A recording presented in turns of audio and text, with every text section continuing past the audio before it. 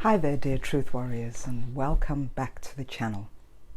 I received a message from Mia, and Mia asked me to make a video on how to heal, how to move on in a healthy way after a narcissistic breakup. So thank you, Mia, for sending that in.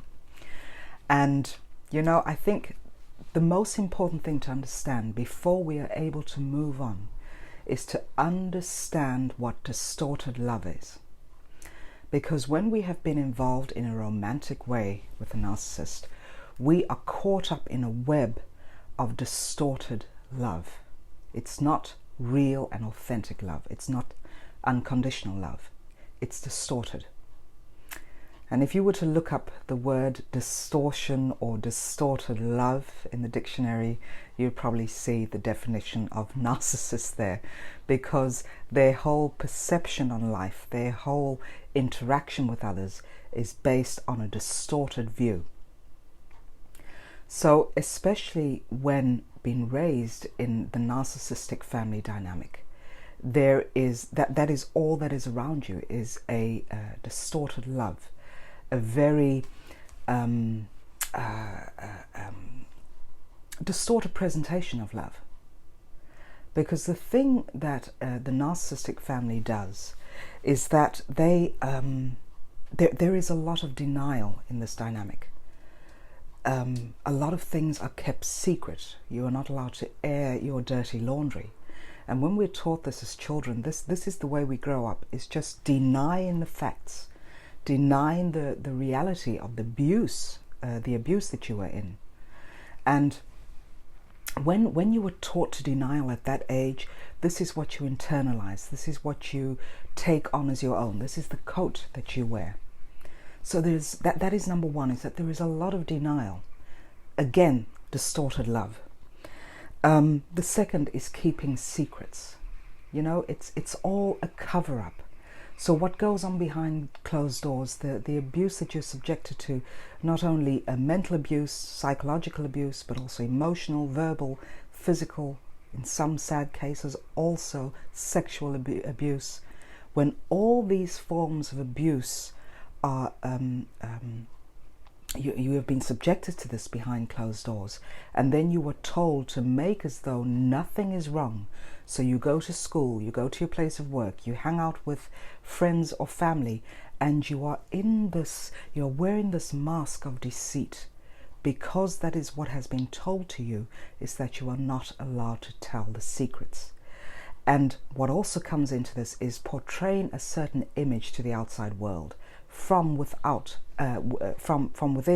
the family dynamic. Is that there is a certain image that you are taught to uphold. And the outside, or the image that is portrayed onto the outside world, is one of, there's nothing wrong, we're a great family. And you've probably heard this from family and friends. You know, you have such a great mum, you have such a great dad, you have such a great family. And again, you bite your tongue, because you know what goes on behind closed doors. You have been told to tell the outside world that nothing is wrong. So this is how it grows. This is how the energy of deceit and denial grows within the family dynamic. And when you have been marinating in that energy for years on end, that is what you continue to demonstrate, to produce as you go through life. Another part of that is also hiding profound pain. The pain that you go through when in the midst of the narcissistic family dynamic is excruciating.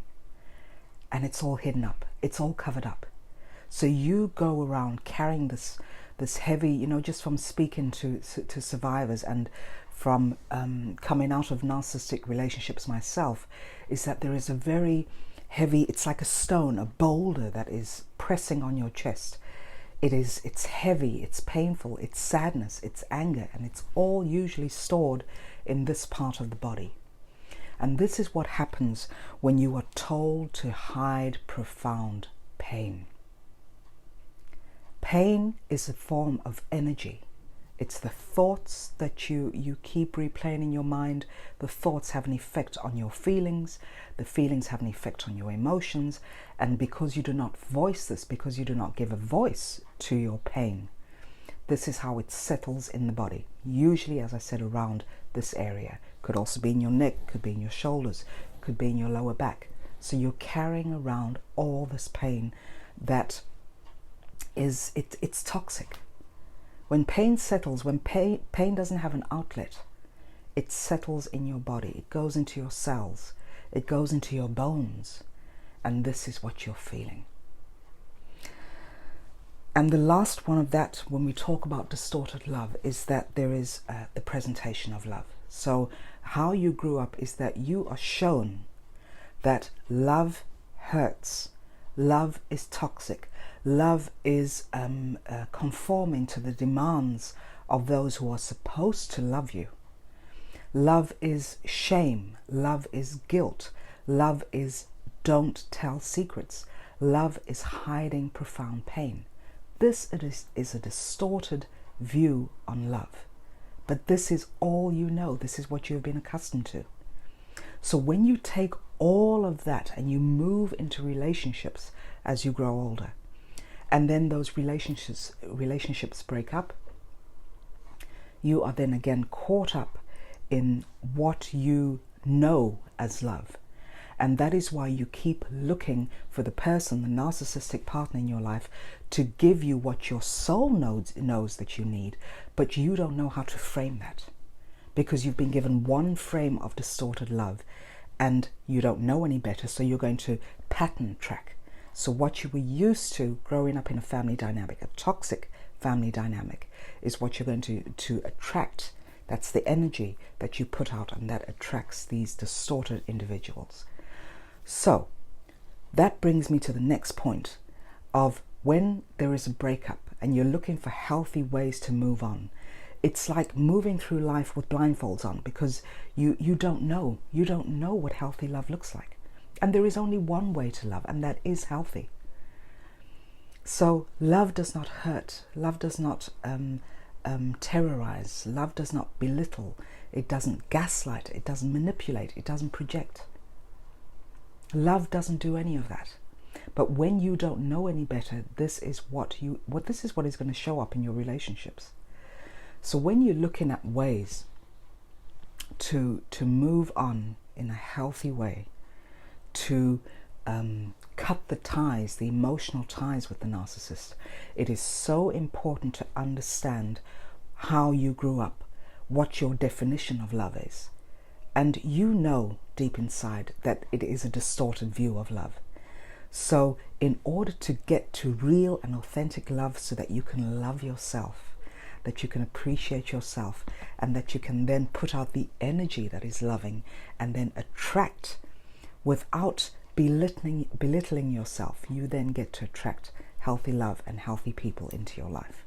So this is the most important thing. Understand that you have been caught up in a web of distorted love, starting in most cases from your family dynamic. So once you get that clear in your mind, you can work from there. And the next step in this whole process of healing is to allow yourself to grieve. So often when we come out of narcissistic relationships and we relay our story to family or friends or anyone that we trust, and they just don't get it because they haven't been through it, they will tell you to get over it. They will tell you, be glad that this person is out of your life. You need to stop ruminating. Just get on with it. You know, getting on with it is when you're moving from a healthier relationship and you have that breakup, it is easier to get over it. But when it's not just the relationship, but also the ties, the emotional ties from your past, from your history, from your DNA, from the whole family dynamic, that's a whole different ball game. And every relationship is very painful to, every relationship breakup is very painful to go through. But in the case of the breakup from a narcissistic partner, the pain is excruciating. And you have got to stop denying that pain. You know, what we often do when we come out of these relationships is that we suppress the pain. We look for distractions. We make as though, we put on the face. We make as though everything's fine. You know, it's the shame and the guilt that's involved. You make excuses for the narcissist. You don't want to tell your truth because in your mind, telling the truth when growing up in a family dynamic is what had consequences attached to it, and very painful consequences. So this is the way you are protecting yourself, by denying, as you were taught in your family dynamic, denying the fact that you have gone through narcissistic abuse or any type of abuse. Denying your feelings, denying your thoughts, denying your emotions. So it is allowing yourself to feel all that you are going through. Don't try and distract yourself. The way to heal the trauma of a relationship, of the trauma of abuse, is by acknowledging your feelings without judging them. So part of acknowledging your feelings is also allowing yourself to go through the grieving process. And it is a process. You will, you know, there's a lot of hurt, there's a lot of crying, there's a lot of anger, there's a lot of sadness. Depression comes into that. You need to allow yourself the space and the time to go through that. Because when you fight healing, you cannot move forward. When you fight your feelings, that's when you get into an inner conflict with yourself. So it's to step out of the cloud of denial and come into the truth. Tell your truth, tell your story, tell what it is you're thinking, how you're feeling. And that is part of going through the grieving process. So what also comes into this is the trust. As Mia also mentioned, what about the trust? The trust is that when there is a lack of trust, again, this is how you've been grown up. Or been raised in a family dynamic, narcissistic family dynamic, is that there is no trust whatsoever, because you were taught at a young age to deny your feelings, so that breaks away at your trust. The trust that you gave your caregivers or your parents, as every child does, we just blindly trust when we are born into this world, and then our trust is betrayed by our caregivers, by our family members, those that have raised us. And so there's always that gloomy feeling of betrayal, which makes it very hard to, or very difficult to trust yourself, and to trust others. So when you are going through healing, you know, get the help that you need, whether that is through therapy, whether that is through coaching, as I do, whatever it is, you need that therapy to go through, because it is so difficult when you have to do this on your own. You need the support, you need the professional help to get through this. And when in that process you learn to rebuild your trust, because trust, you know, when people say, I do not trust that person, I do not trust my own judgment, I do not trust my intuition, it's really about you not trusting yourself, which is it's a normal response, because you have never been taught and you have never been allowed to nurture that internal trust that you were born with, because it has been so polluted, it is so full of toxicity. You are very cautious in trusting yourself, but it all begins with self. It's all an inner job. When you learn to trust your own judgment, trust your own feelings, trust that you can get through this process, trust that there is light at the end of the tunnel, trusting that life is not meant to be lived in fear. That is number one. Life is not meant for that. Life is meant to be celebrated. You're meant to learn lessons. You're meant to stand in the eye of the storm and know that this is just temporary. This too shall pass, because I'm going to get to the other side. But when you don't know any better, you think that this is something that your life, or you have been assigned to live a life in pain and agony and despair, when that is not the truth. So when going through the healing process, you have to learn how to trust yourself again. Trust everything about yourself. Accept everything about yourself. You know, accept the way you look. Accept your characteristics. Accept the truth and the reality of what it is that you were subjected to when growing up. all that you were subjected to when being in these narcissistic relationships. Speak your truth. You know, speak the truth, shame the devil. That is the way to get through it. Instead of being fearful of voicing your truth when you have moved away from these narcissistic relationships, don't be afraid of voicing your truth. And I'm not saying voicing your truth to the narcissist, because that's just a game that you will never win. You always come out losing that game when you try and defend the narcissist, when you try and talk reason with them, when you try and get them to see your perspective and to see that what they are doing to you is wrong, it's evil, it's toxic. A narcissist cannot be healed. A narcissist is not open to seeing the reality of a situation. They are not open to the reality of themselves. So stop wasting your time and energy trying to convince the narcissist in your life that they are doing you wrong. That is a game that you will always lose. The game that you can win is the game of life. You know, the best way to get revenge with a narcissist is by living the good life, is about becoming successful. And I'm not talking about successful through work, although that is part of it. I'm talking about having a successful and happy life. Showing them that you have moved on. Showing them that you can deal with your trauma, that you can feel your feelings, that you are this beautiful human being who is equipped to handle any kind of trauma that is thrown your way. That is what ticks the narcissist off big time, when they can see that you are living your life and that you have moved on. That is the best revenge that you can get on the narcissist.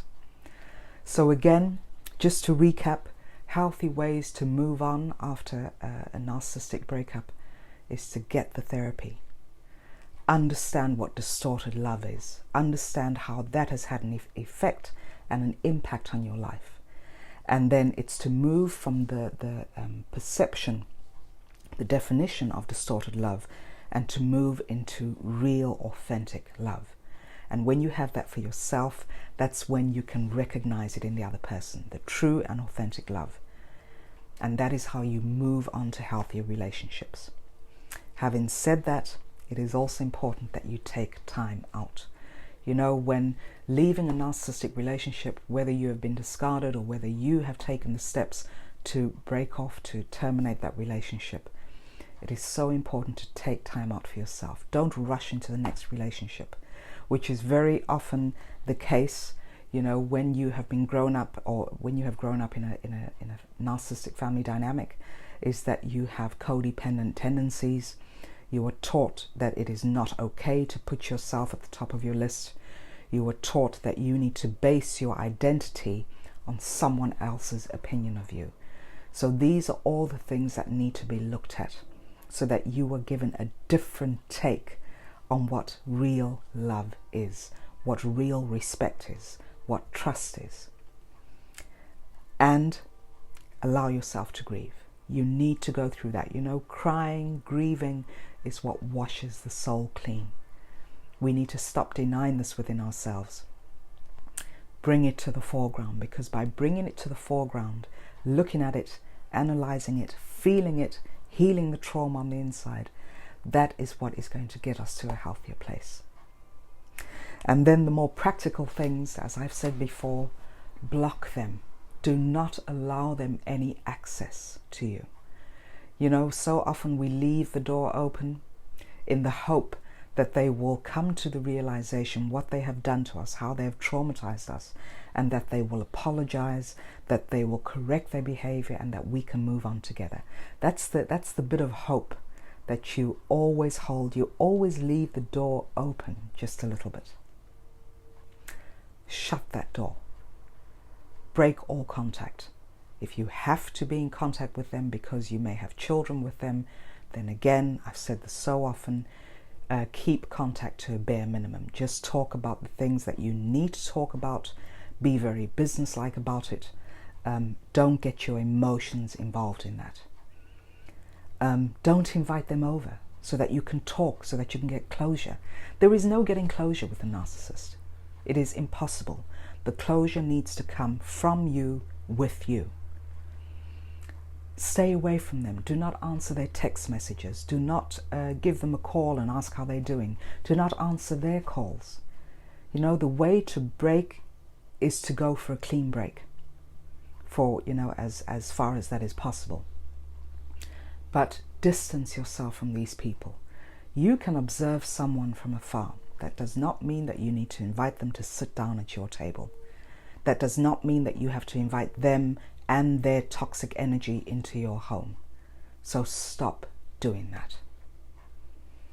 So I hope, Mia, that has answered your question.